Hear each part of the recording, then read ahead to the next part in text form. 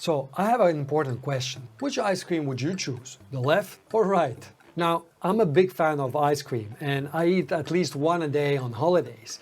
That said, I would still choose the one on the right. It just sounds better that it's mostly fat-free. But if you think about it, they mean exactly the same thing. So this means the way you present information can make a big difference in how people perceive it. This phenomenon is known as the framing effect, and it's a powerful tool to increase your shop's revenue. Hello data people, I'm Robert from Clicks.ly. For the last 7 years as a conversion rate optimization specialist, I've been researching, collecting data and conducting A/B tests to understand e-commerce customers better. So in this video, I'll tell you all about this principle and how you can use it to improve your shop. So to understand how to use the framing effect to increase sales, we first need to understand what it is. The framing effect is one of many cognitive biases, and think of cognitive biases as these shortcuts our brains take to make decisions quickly, but sometimes they lead us to kind of wrong conclusions. So the framing effect kind of touches on how you can tell the same story in different ways and it changes how people feel about it. This means the framing effect is all about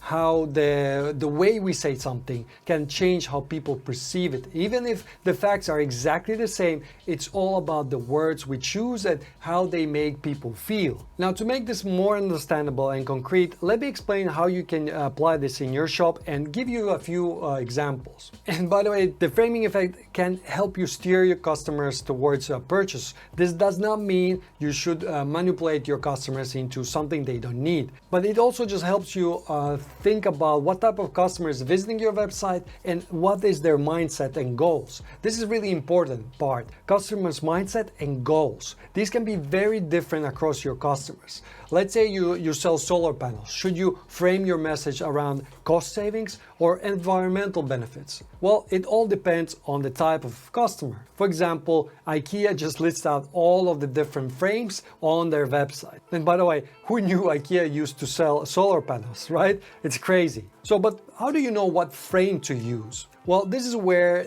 you need to do research. I'd use surveys or customer interviews to get a sense of the situation. For example, if you sell TVs in your online shop, set up a survey on your shop's thank you page. This means people that just bought something from you will be answering the survey and they have all their feelings fresh in their memory. And here is my absolute favorite question to ask on the thank you page. What almost held you back from purchasing from us? Or some variation of this. The important part is what almost prevented the purchase. Why is this so powerful? Because you will find out the biggest concerns that your potential customers have before buying. If these reasons almost prevented your current customers from buying, then many other people experience the same problem and just left without purchasing anything. Okay, but keep in mind that surveys are best for finding answers to why or what question. Don't expect your visitors to give you the solutions. They can tell you what is wrong and why they are feeling something, but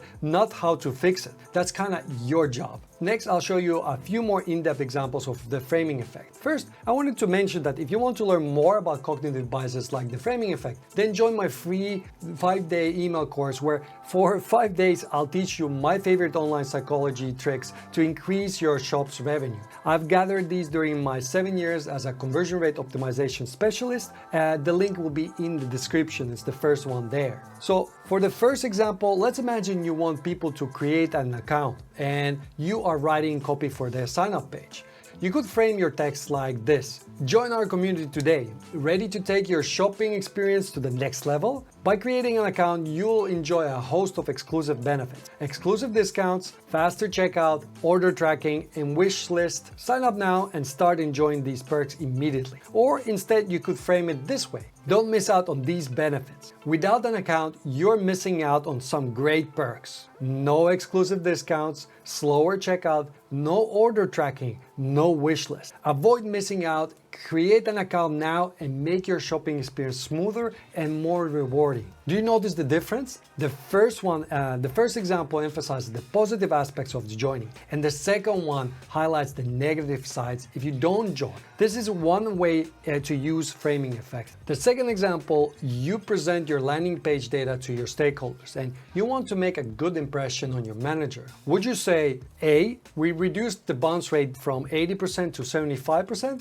or B, we increased the engagement rate from 20% to 25%? Think about it. Which would you report on? I bet you chose B. And if you didn't, you probably should. Although both of them mean exactly the same because engagement rate and bounce rate are opposites of each other, it just sounds better when things are increasing instead of decreasing. Also, an engagement rate is what we want, and bounce rate is kind of a negative metric. So next, let's take a look at the third example, and imagine you want to show that your product that's worth $200 is at a discount. Here are two ways you could present this. First, save $50. Second, get 25% off. And notice how the discount amount is the same in both cases, but you are playing with the dollar discount versus a percentile. Now, in this case, it's hard to know in advance what would work better, so you would need to run an A/B test to know for sure. But yeah, there might be a big difference between the two.